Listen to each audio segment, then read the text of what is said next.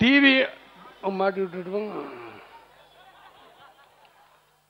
இந்த டிவி தான் அவர் 50 அடியிலிருந்து இறங்கினது ஏறினதை காட்டி காட்டி திரும்ப திரும்ப காட்டி காட்டி தான் சொல்றோம். உங்களுக்கு நன்றி நன்றி நன்றி.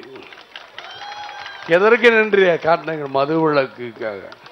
இன்னைக்கு பிறக்கும் பொழுது என்னமோ சொல்லுவாங்களாம், ஆனால் இறக்கும் பொழுது ஒரு சரித்திரமாக இருக்கட்டும். சகாப்தம் படைச்சிட்டு போயிட்டாரு சசி பெருமாள். இது வரைக்கும் இங்க கூட இருக்கணும்னாரு. இங்க இருந்தா என்ன இருக்கும்? உண்ணாவிரதம் இருக்கிறனாரு மதுவுக்காக. நான் கொடுத்தா அவருக்கு மாத்திரம் அடுத்த கட்சிக்காரர்கள் எல்லாரும் இதே சண்டையா இருக்கும் வேணாங்க அப்படின்னு கடிதத்து மூலியமா தான் பதில் சொன்னேன். என்ன நேரில் பார்க்கணும் உங்க வீட்டில் இருக்கவங்களாம் சொன்னாங்க. முடியல. அது மாதிரி தான் பச்சை பெரும் கல்லூரிக்காரங்க என்ன பண்ணிட்டாங்க, பச்சை பெரும் கல்லூரி மாணவர்களை பத்தி சுதிச்சு கூட சொல்லிச்சு.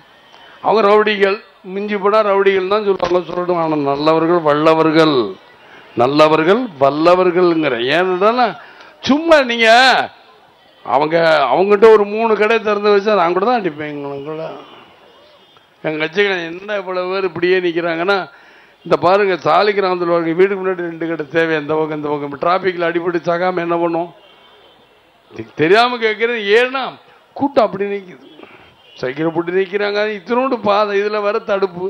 அங்க எங்க திரும்பினா இப்படி கடை, திரும்பின உடனே கடை இடிக்கணும். எவனே உடனே போய் போதே தான்